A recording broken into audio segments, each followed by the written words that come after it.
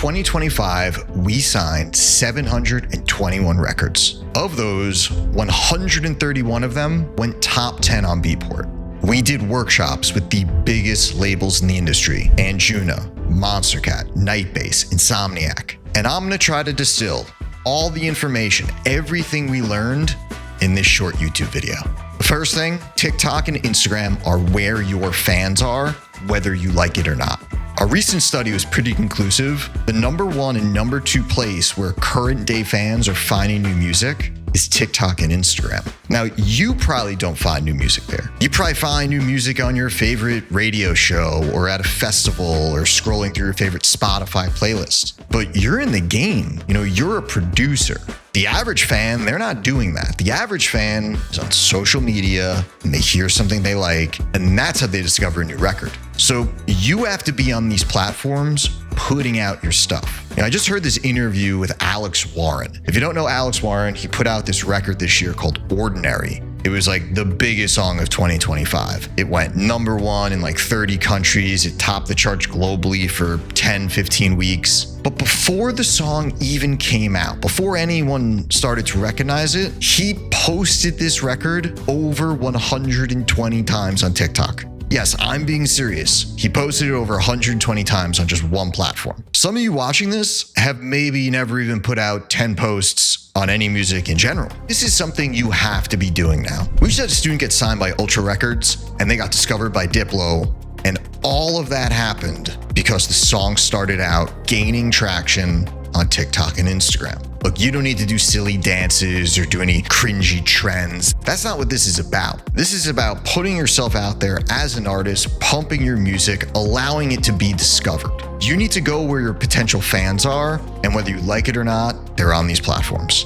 The next thing I learned was huge, and I learned this directly from the labels we worked with. Anjuna, Monstercat, Nightbase, Ophelia, Insomniac, they all did workshops with us this year. And it's funny because they all kind of said the same thing: personal relationships. The concept of like cold emailing, pitching, or using label radar, all of these mass pitching venues, mass pitching labels, it's over. It doesn't work. And I think it's becoming even worse with AI, right? It's like some kid is just sitting in their basement using ChatGPT, using AI to send 10 million emails to these labels. They're trying to get someone's attention in their inbox, and then you're sending your great song to them, but you're just one out of that 10 million. And the other shit in that inbox is mostly slop. And all these industry folks are saying the same thing. The thing that's going to be a game changer, we all agree on it, is authenticity. AI cannot do authenticity. So then if personal relationships are the key, then how do you do it, right? How do you build a personal relationship with a label A&R or a talent buyer at a festival? Well, think about how you make friends. How do you make friends? I just realized I don't have any friends. Moose used to be my friend. We were really close, but then Zach stole him from me. Now I'm alone. Cue the sad music.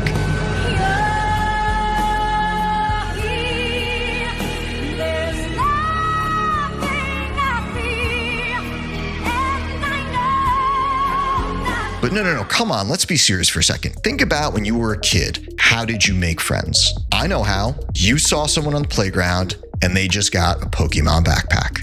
And you're gonna run up to them and you're gonna be like, "You're into Pokemon? Did you get the red version? Did you get Charizard?"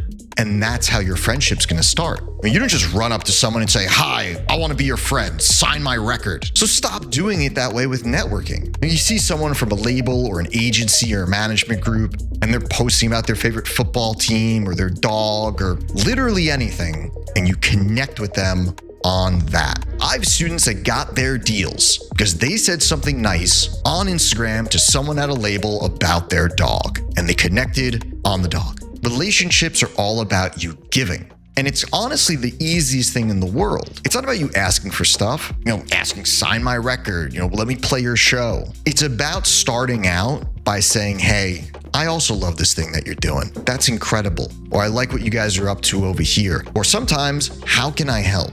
Now, I've told this story many, many times. I was doing shows with Zed. We all love Zed. and it was early on in his career, and he showed up early for these concerts. It was multiple concerts we were doing, and I was like, hey man, you're a little bit early. Why don't I send you, someone will take you to a nice place to get dinner. We'll send you to your hotel room. And he had noticed that we were building out the staging and setting up the lighting and the lasers, and he goes, let me help. And I'm like, nah, man, it's cool. Go relax. He's like, no, let me help.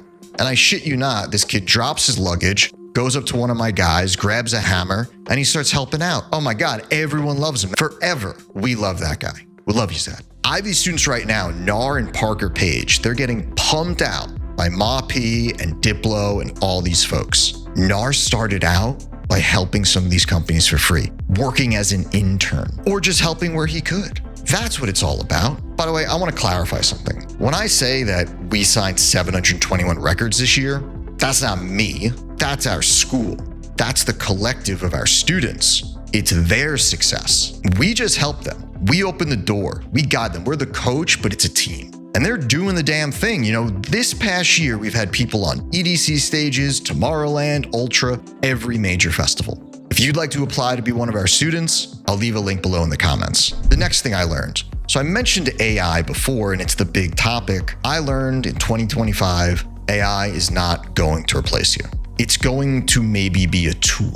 You know, we do a class at Harvard every semester. We've been doing it now for 3 years. And this last year, we did the class and we brought James Height. And him and I, we spoke for a while about AI, just the two of us. And he had some uses for it. You know, he had a track that he used in acapella AI, and that helped him out. But I asked him his honest thoughts about it, and I was kind of shocked.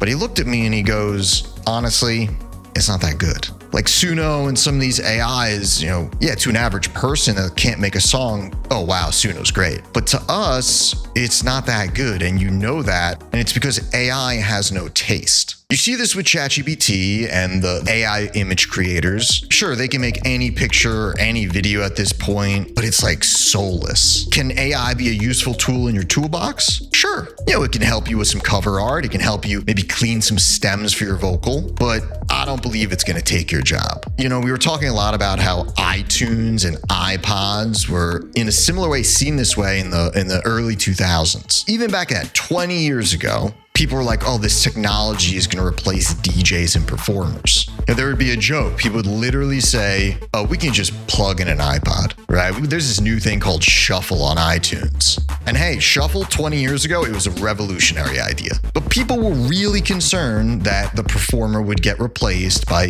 DJ iPod or DJ iTunes. That was the joke. And sure, 100% clubs tried it, venues tried it, they tested it out. Hey, I even tried it on one of my nights. We just put a laptop in the DJ booth, we let iTunes Shuffle run it. And guess what? It fucking sucked. There was no human ability. There was no taste. There was no transition. There was no creative timing. There's no creative mixing. It was just a mechanical robot setting songs together one after another. Because a robot can't read the room. A robot doesn't know what music is hot right now this week, but you do. And you have taste, and I don't think AI is going to be able to duplicate that. Like, yo, I don't even think this AI is that smart anymore. If you ask ChatGPT how many R's are in the word strawberry, it doesn't even know.